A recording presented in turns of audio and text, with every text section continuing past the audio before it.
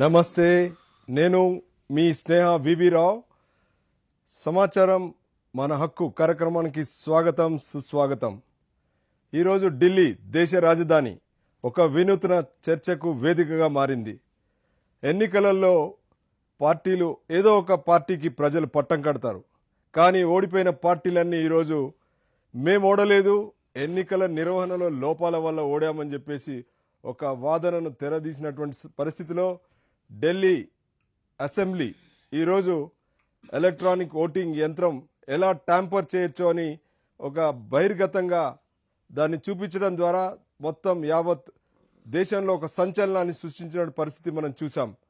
ఈ చర్చ తర్వాత ఈరోజు ఎన్నికల కమిషన్ ఆల్ పార్టీ మీటింగ్ కూడా వాళ్ళు ఆహ్వానించి వాళ్ళ యొక్క సలహాలు సూచనలు కోరిన ధర్మిల ఈరోజు ఈ దేశ పౌరుడు మరి సగటు ఓటరు దీనిపైన ఎన్నో అనుమానాలు, మరి దానికి తగ్గట్టుగా వాళ్ళు ఎంతో సమాచారాన్ని వాస్తవాలు కోరుకుంటున్నటువంటి పరిస్థితిలో ఈరోజు ఈ చర్చలో మనతో పాటు మన ఆర్టీఐ యాక్టివిస్ట్ కోటేశ్వరరావు గారు పాల్గొన్నారు. నమస్కారం అండి సార్. నిన్ననే చూశారు ఢిల్లీలో ఒక 4.5 గంటల పాటు ఢిల్లీ అసెంబ్లీ ఒక చర్చ.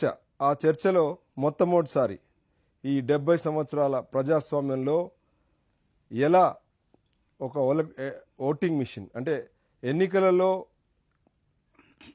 ఓటర్లు వేసినటువంటి ఓటు తాను కోరుకునేటువంటి అభ్యర్థికి వెళ్ళే క్రమంలో ఒక ఓటరు తనంతట తాను వేసినటువంటి ఓటును బహిర్గతంగా చూసుకునే పరిస్థితి లేకుండా ఒక ఓటింగ్ మిషన్ మధ్యలో దాంట్లో వేస్తున్నటువంటి ఓట్లు తను కోరుకునేటువంటి వ్యక్తికి వెళ్ళడం లేదు అనేటువంటి ఒక వాదన ఒక వైపు ఉంటే, మాకు ఓటర్లు వేశారు కానీ ఈ ఎలక్ట్రానిక్ ఓటింగ్ యంత్రమే ఆ ఓట్లు మా అకౌంట్లోకి వేయడంలో దీంట్లో ఉన్నటువంటి లోపాలు వల్ల దీంట్లో ఉన్నటువంటి ఎన్నికల కమిషన్కి దీనిపైన నియంత్రణ లేని పరిస్థితిలో ఇదంతా జరుగుతుంది అనేటువంటి ఒక పెద్ద వాదనకు తెరదీయడం.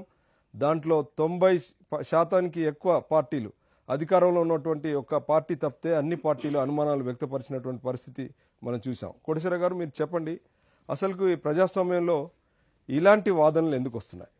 ఇప్పుడు టెక్నాలజికల్ అడ్వాన్స్మెంట్ జరుగుతున్నప్పుడు ఎన్నో విషయాలు మనకు ఊహకు అందని విషయాలు ఎన్నో జరుగుతున్నాయి.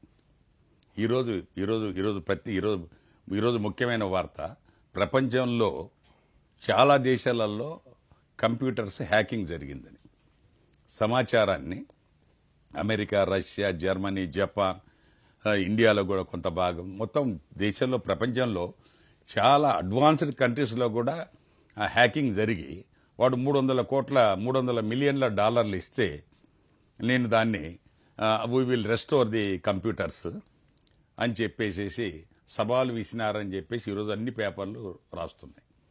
అంటే ఆ రకంగా ఈవీఎం మిషన్ ట్యాంపరింగ్ జరిగింది అనేది కొంతకాలం నుంచి, ముఖ్యంగా కేజ్రీవాల్ అతను అతను ఒక ఐఐటి గ్రాడ్యుయేట్, అతను is a technical fellow, is not a routine normal politician కాదు, గల్లీ లీడర్ కాదు.